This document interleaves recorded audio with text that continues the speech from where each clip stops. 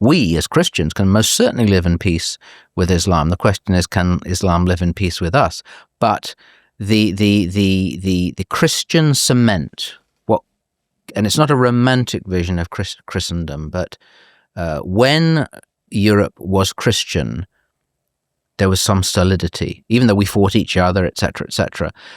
Now the progressive, atheistic, and essentially very, very secular mentality that exists in Europe across the board, across academia and the media, etc. What is the cement that holds that together? For example, whenever there's a terrorist attack, we always hear about British values or European values. What are these European values? Well, tolerance, we're told. So do we tolerate everything? What are values? Well, our values were once Christian values. Tom Holland, with his great book Dominion, was the real story. That the language, even of the left and of progressives, has had a Christian base. But if you a preacher greater than me once spoke about building a house on two foundations, the house built on sand and the house built on stone. And the Lord himself said, the house built on sand, the wind and the rain come and it crumbles because it has no foundation. Think of the European Union. Think of the constitution of the European Union. You're probably too young, but I remember when St. John Paul for Catholics was saying, you're trying to have a European constitution written that doesn't mention Christianity. That obstruction or denial of memory, denial of reality, that's a house built on sand. It can't stand. There's no foundation. And now we're in an age where, for Western Europe, it appears, what is our foundation now?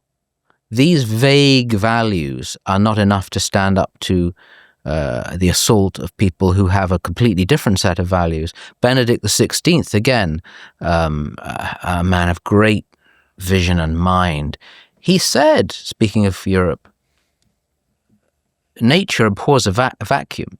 We know that scientifically. Yeah. If there's a vacuum in Europe, what's going to fill it? I would say, of course, we must fill it now. We must be real Christians again.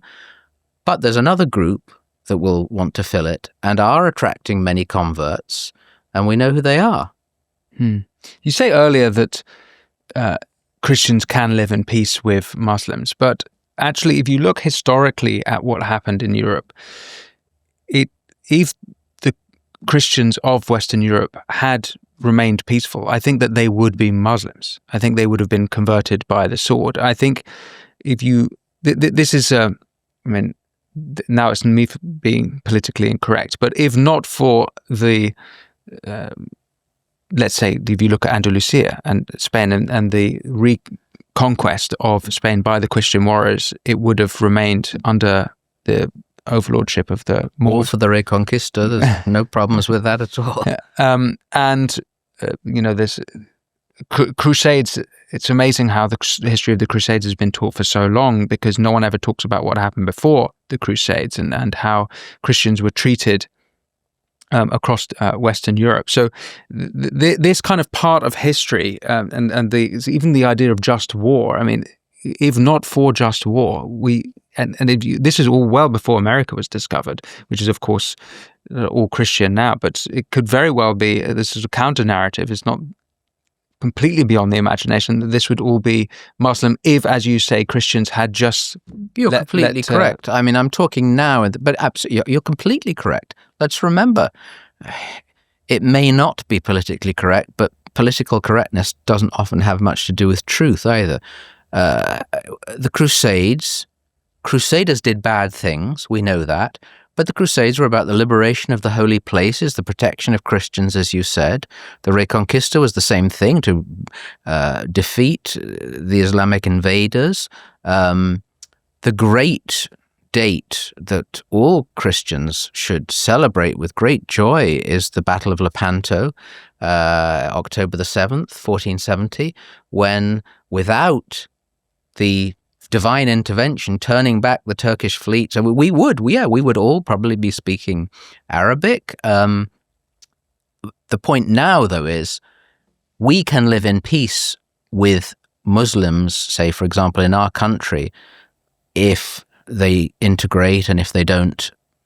Unfortunately, America's much better at it because there isn't that kind of ghettoization. So that's why I say we can live in peace with Islam. We can, from our side, unless there is that attempt to impose their religion on us. And then we can discuss, we can get into the whole issue of Sharia law and all this kind of stuff, which is a great danger now for Western Europe. Back to the cement. If there isn't our own strong culture, and we'll get attacked by all sorts of people that's racist. No, a pride and joy in our own culture and our own lifestyle. In America, the whole idea is a pluribus unum, and out of many one. One wag once said, "There's too much pluribus and not enough unum now." We don't have that idea, but we do have, or did have, the idea that you come to this country, you assimilate, you become part of this country. If there is a desire to impose a completely alternative vision, okay, maybe we give up and everyone accepts that. And that's the essence of the novel by the French writer Wilbeck, Soumission, submission, that the French just sort of give up and they get taken over. From my perspective, I don't think it's just my opinion as a Catholic, is we're not able to do that. We can't do that. How can we let... there is only one true religion.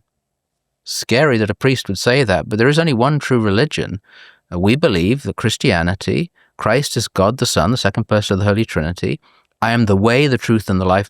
Muhammad never said that. Buddha never said that. I am the truth. Not I am one of many truths. So either we believe that and fight for that, or we get taken over. Thanks for watching this clip from the Winston Marshall Show. You can click here to watch the full episode, and for more clips like this one, don't forget to subscribe. And as always, be well.